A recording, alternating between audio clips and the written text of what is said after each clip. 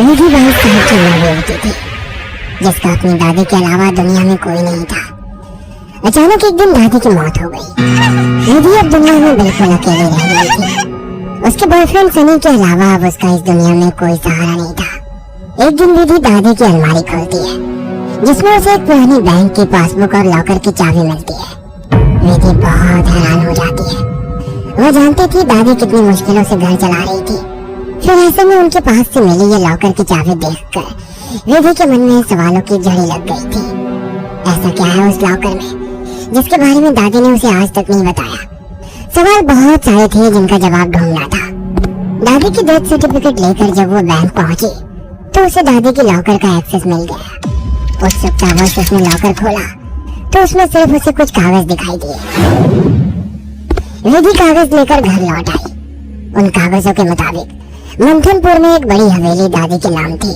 इतनी बड़ी हवेली है दादी के पास और हम सालों से इस 2 कमरे के किराए के मकान में जी रहे हैं। ऐसा क्यों किया दादी ने? खैर जो भी बात हो, अब तो ये हवेली मेरी है। मैं कल ही मंथनपुर के लिए निकलती हूँ।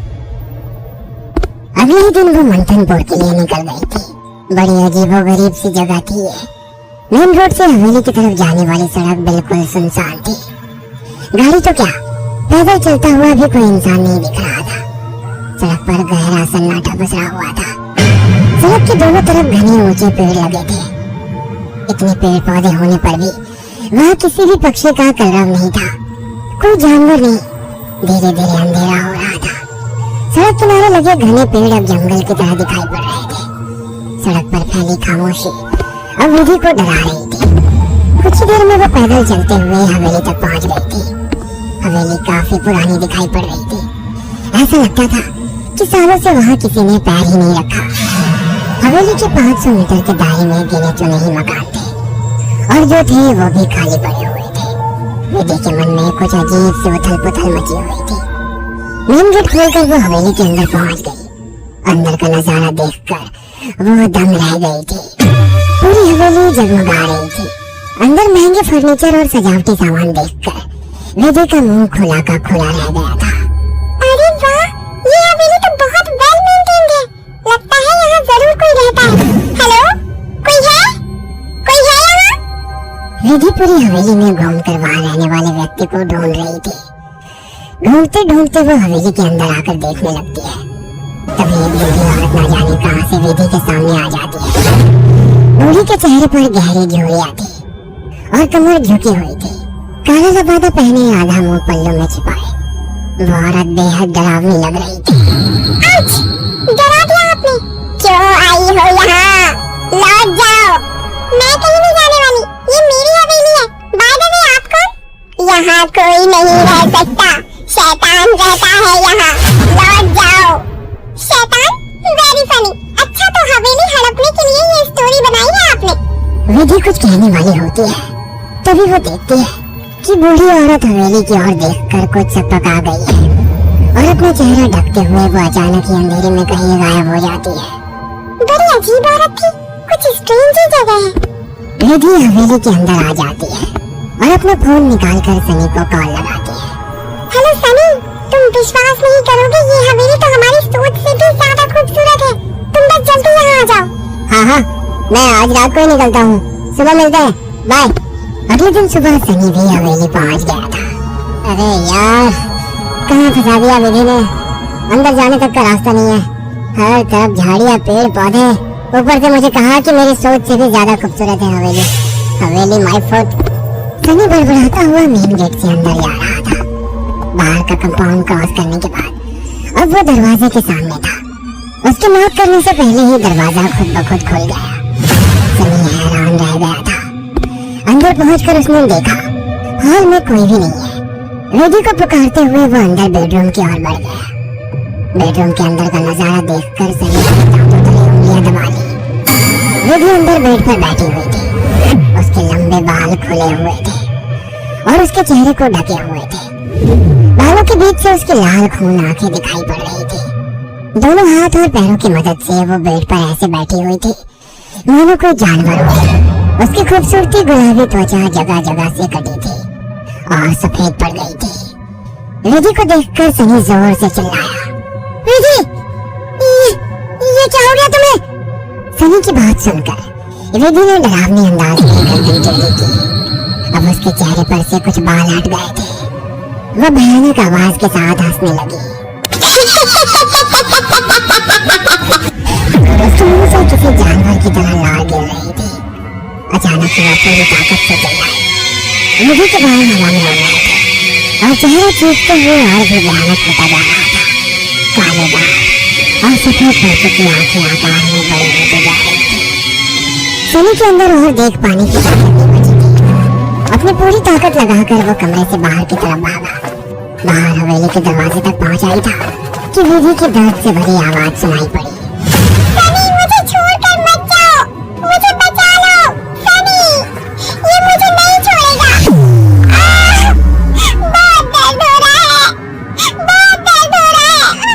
विधि जोर जोर से रो रही थी और सनी को रोकने के लिए बोल रही थी। विधि की ऐसी दर्द भरी आवाज सुनकर सनी तड़प उठा और दौड़कर उसके कमरे की तरफ वापस आ गया। ये सब क्या हो गया विधि? ये सब क्या हो गया? मैं क्या करूं, बोलो। बहुत भूख लगी है, तेरा खून पीना है। इतना कहकर विधि अजीब तरीके से मुस्कुराने लगती है और अपने हाथों और पैरों की मदद से जमीन पर रेंगते हुए सनी की ओर बढ़ती है। सनी बिजली से तेजी दिखाकर कमरे से बाहर निकल आता है और कमरे का दरवाजा बाहर से बंद कर देता है। सनी की कुछ समझ नहीं आ रहा था। वह विधि की मदद करना चाहता था। उसे ऐसी हालत में छोड़ना उसे मौत के मुंह में धकेलने जैसा था। वह बाहर जाकर मदद मांगने का निर्णय लेता है और तुरंत बाहर निकल आता है। हवेली के अंदर दूर दूर तक केवल सन्नाटा छाया हुआ था। अंदर से रह रहकर विधि की दर्द भरी चीखें सुनाई दे रही थी। मदद की उम्मीद में सनी दौड़ते हुए आगे भागे जा रहा था। तभी उसकी नजर एक चर्च पर पड़ी। चर्च काफी जर्जर हालत में था। सनी इधर उधर देखता हुआ अंदर पहुंच गया। दोनों हाथ आपस में बांधकर वो फूट फूट कर रो रहा था। Please God, help me please. कहाँ जाऊँ मैं? किससे मदद मांगू? प्लीज। कोई प्रॉब्लम है क्या? मुझे बता सकते हो? फादर की बात सुनकर सनी सारी बातें फादर को बता देता है।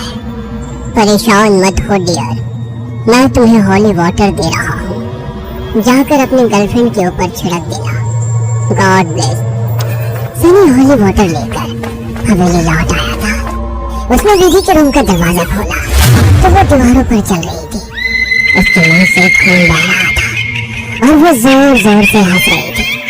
दरवाजा खुला देख उसने टेढ़ी सी नजर से सनी को देखा और दीवार से नीचे कूदकर उसकी ओर बढ़ने लगी। सही समय पर सनी ने हॉली के ऊपर छिड़क दिया। एक जोरदार चीख के साथ दूर जा गिरी और एक काला सा साया कमरे से बाहर की तरफ जाता हुआ दिखाई दिया।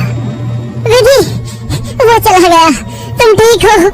हाँ, वो चला गया, लेकिन अब वो अकेला नहीं आएगा। वो बुढ़िया सही कहती थी, ये घर नहीं शैतान का बसेरा है। यहाँ एक नहीं 5 शैतानी ताकत है। जल्दी चलो विधि, हम यहाँ से दूर निकल जाएंगे। सनी विधि को सहारा देकर ले जाने लगता है। तभी विधि की आंखें पलट जाती है और वो सनी को दूर धकेल देती है। सनी जाकर दीवार में टकरा जाता है। तभी फादर वहाँ आ जाते हैं। मैं जानता था यहाँ एक नहीं बल्कि कई शैतान हैं जो तुम्हें नुकसान पहुँचाने की कोशिश जरूर करेंगे। तुम्हारी दोस्त पोजेस्ड है, ये आसानी से उसका शरीर नहीं छोड़ेंगे। मुझे ही कुछ करना होगा। फादर हॉली वाटर को विधि पर छिड़कते हैं जिससे कुछ पल के लिए शैतान कमजोर हो जाता है। उसी समय वे दोनों उसे बेड से बांध लेते हैं। उसके बाद फादर प्रेयर बोलने लगते हैं और वाटर की कुछ बूंदें उसके ऊपर गिराने लगते हैं। विधि पूरी ताकत लगाकर चीख रही थी। फिर कुछ देर बाद अचानक उसने चीखना बंद कर दिया। भयंकर सी आवाज में उसने कहा, ये मेरा शिकार है, तुझे क्या लगता है इसे बचा लेगा? इसके बाद विधि ने झटके से अपने दोनों हाथों पर बंधी रस्सी को खींचकर तोड़ दिया और अपने हाथों और पैरों को उल्टी दिशा में मोड़ने लगी। कट कट की आवाज के साथ उसकी हड्डियों के टूटने की आवाज आ रही थी। विधि की दिल को चीरती चीखों को सुनकर सनी की आंखों से भी आंसू बह रहे थे। फादर ने वाटर छिड़कते हुए विधि के चारों ओर एक गोला बना दिया और वो उस गोले से बाहर नहीं आ पा रही थी। फादर लगातार प्रेयर कर रहे थे। अचानक कड़ाक की आवाज आई और विधि की गर्दन पीछे की तरफ घूम गई। विधि का शरीर निढाल होकर जमीन पर गिर गया। सनी पागलों की तरह विधि विधि चिल्ला रहा था। फादर के लिए इस समय सनी की जान बचाना जरूरी था, इसलिए वे उसे घसीटते हुए हवेली से बाहर ले आए और दरवाजे पर वाटर छिड़क कर वहां से बाहर आ गए। सनी अभी भी जमीन पर सिर टिकाकर फूट फूट कर रो रहा था और फादर की आंखों में वे को ना बचा पाने की तकलीफ साफ दिखाई दे रही थी। अगर आपको हमारी ये कहानी पसंद आई हो तो इसे लाइक और शेयर करना ना भूलें। साथ ही ऐसी और नई कहानियों के अपडेट्स पाने के लिए हमारे चैनल अक्षु टीवी को जरूर सब्सक्राइब करें।